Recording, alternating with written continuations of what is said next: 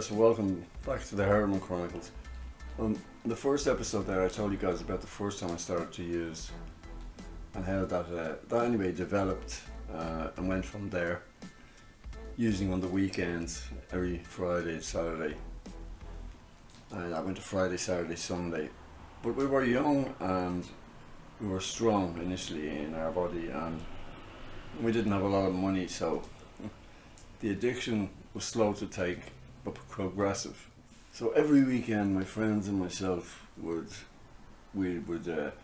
take a bit of gear, and yeah, I was soon to come to know this was heroin. This was it. This gear that we'd been taking a few weeks now, this is actually heroin. I wasn't too surprised. I remember suspecting it, of course, but I didn't know anything, as I said, about drugs until I had been taking them. I was taking them before I knew much about them. Apart from smoking weed, I didn't really, and I must say, taking psychedelics, I didn't really know anything about pills, tablets, heroin, methadone, or anything like that. There wasn't even any methadone then. There was a different substitute called Phyceptone. Well, I wasn't to even know what that stuff was about, because I didn't get addicted for a couple of years.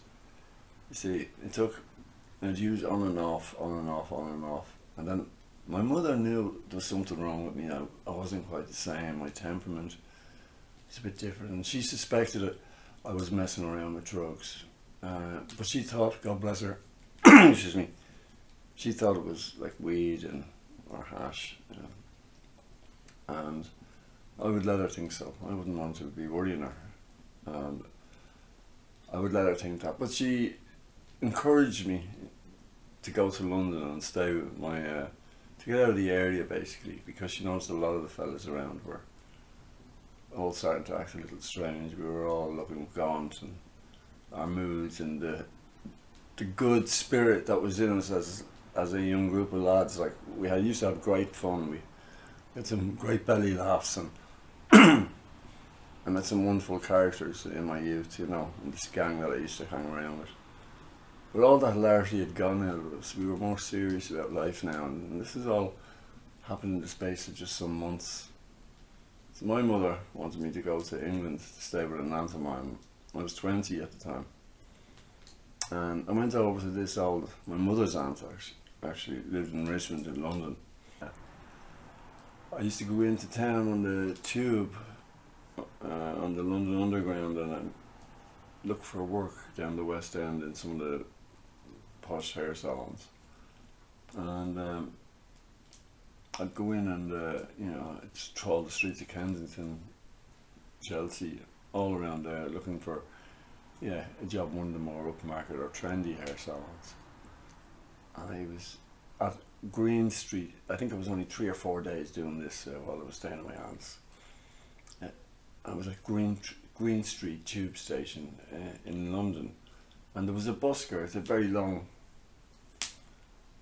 white tiled, tunnelled tube entrance, and it always has buskers or something in the middle of it. And right down the middle, and there's a guy playing the guitar, and I stopped to listen to him because I'm there in London, and I actually have a photograph about that. Yeah, that's me.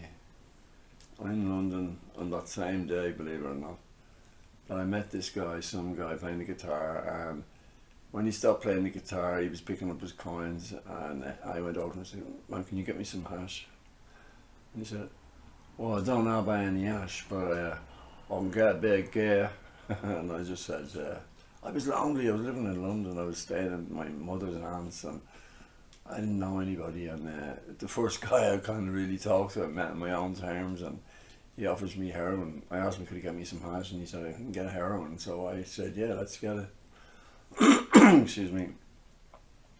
And so that started my nibbling off in London. And I say nibbling because what happened was I went on to get a job. And I say nibbling because what happened was I went on to get a job and work in a couple of hair salons in London, until a few of the lads came over from Dublin. Now I was still nibbling, they were nibbling too. Eventually I stopped work and got sacked, and we all ended up in a squat up in King's Cross. This is when I was still 20 years of age, and we found a way of making money over there, which was getting birth certs from our friends in Ireland sent over, and we set up loads of dolls, and we were all using it. And this is when I got into heroin seriously in London. And up until this point, I had never experienced withdrawals. I'd had it some day because I didn't stay off it long enough. Once I got into it in a rhythm, I made sure I had it every day. And it wasn't until I got arrested for doing the dolls over there. I was with a friend of mine on my way to collect our 6 or 7 dolls one Thursday in London. We were flying around on a motorbike I bought, and he had no helmet. And I was reluctant to take him, but he asked me to take him. It was raining out, so he had his hood up on the back. We're pulling into Archway Dole office, and 2 cops were standing outside the school right across the road. They were doing election duty. There was an election going on, and it's pissing rain, and they see us, and they see a chance to get out of doing this gig of standing at the doing door duty outside a school where it's pissing rain in the middle of town. They rush over, and they quickly nick us. So anyway, I got arrested, got 6 months, and just to tell you, because this story isn't about that, it's about the withdrawals. I got arrested and I was kept over through the weekend in a police station in Bow Street in London. And I remember the sweating coming on the second day I was there, because I was missing this time I'd taken methadone pills, heroin, opium, palfium, diconol, all the strong opiates. And having a lot of money from the fraud I was involved in, there was never a problem being able to obtain large amounts of drugs. And my mind was totally gone. I was completely obsessed and addicted at this stage. But I was after being arrested and thrown in the prison cell. And this is what I want to talk about. I didn't know what was going on. The next morning, I did sleep a few hours that night. There was still the residue of a lot of drugs in me. The next morning, when I realised I wasn't getting out on any kind of bail or bond, because I had to spend the weekend, first of all, in a police station and go to court then on the Monday morning.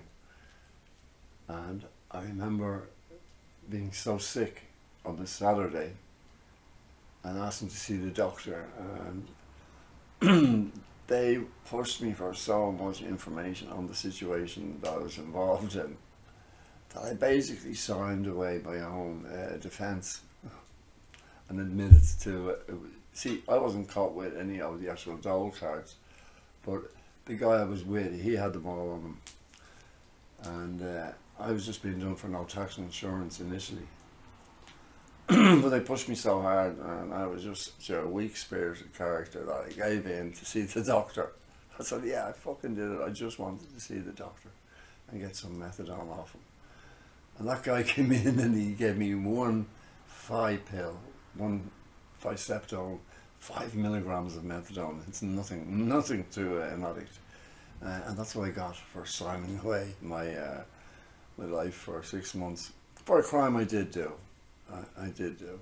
So, yeah, let me tell you about the withdrawals. So the basic rundown of the withdrawals are, first of all, 20 hours in, sweat, pain, the pain in my legs. I'll never forget the pain in my legs. It was like the bones in my legs were 2 ice bars. I couldn't get any heat, warmth, or rest into them, because they kick continuously for I think 3 weeks solid. I didn't sleep.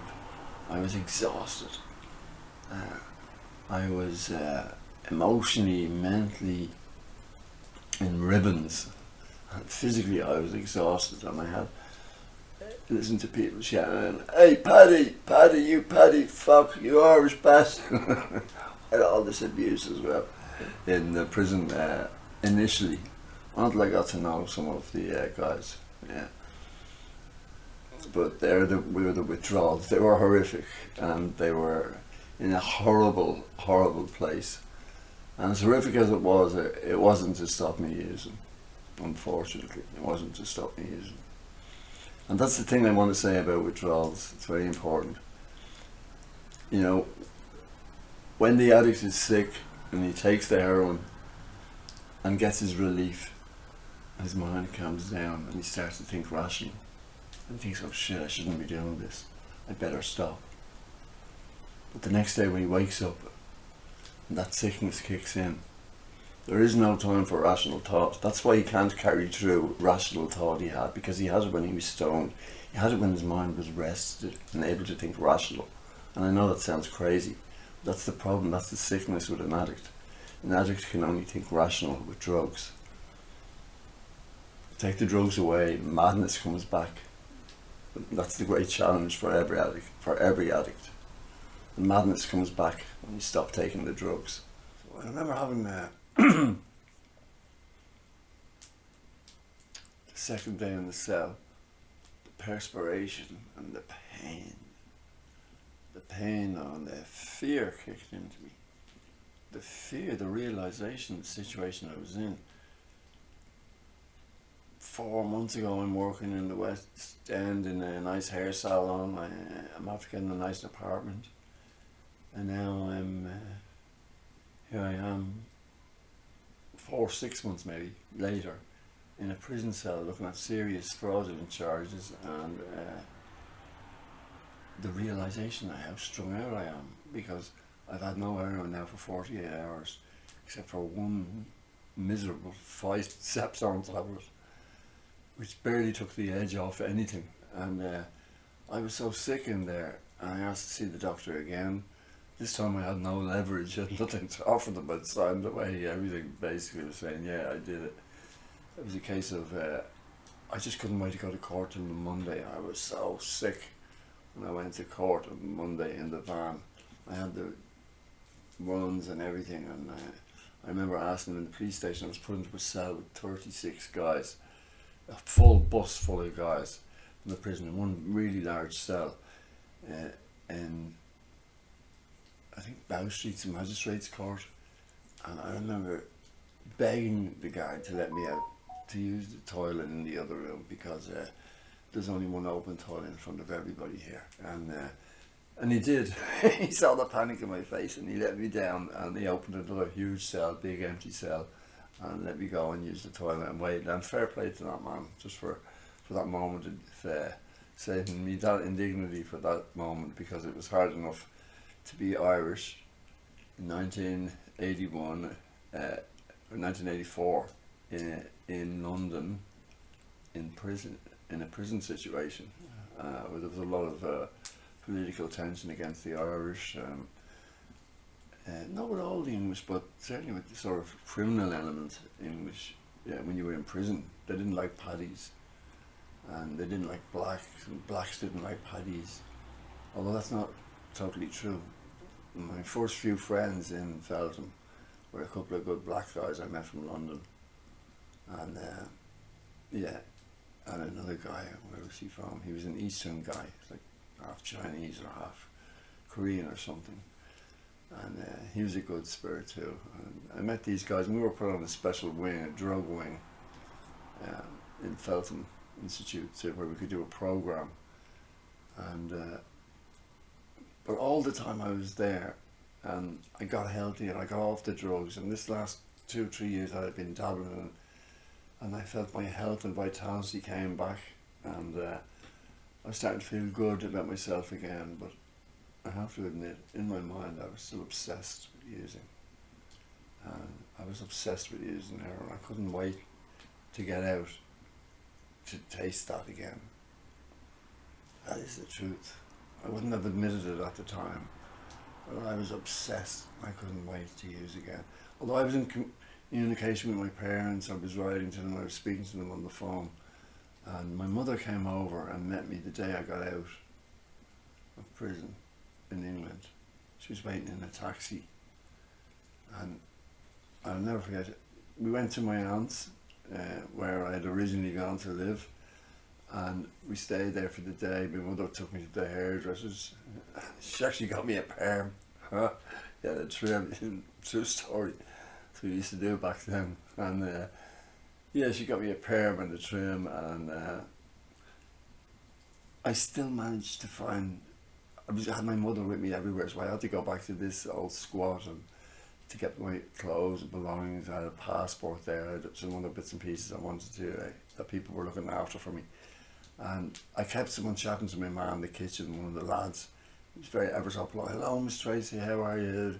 And I ran upstairs with someone else because the lads were still using, and I managed to get a hit. And my poor mother didn't even know. She didn't know. Even though I was goofing and scratching, I was like, yeah, man, it's great to be free, and I'm going to stay away from that shit. And I kind of meant it at the time, but I also remember promising myself I wanted to just taste it just one more time. And yeah, my mom picked me up in London and brought me back. My dad, God bless him, my parents were lovely like that. He had a big breakfast wait for me. It was like a prodigal son coming home. I spent my 21st birthday in London in prison. I came home and yeah, I was quick to get a job, and